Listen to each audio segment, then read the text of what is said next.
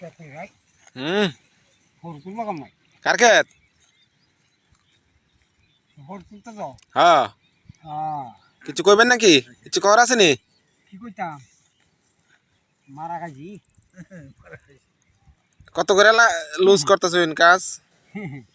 কাজ এটা পুরাইছি চুক্তি কত দিয়া?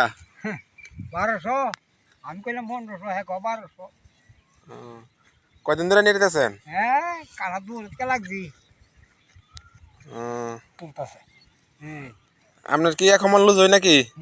দুজন একদম দুজন কি একসাথে হয়?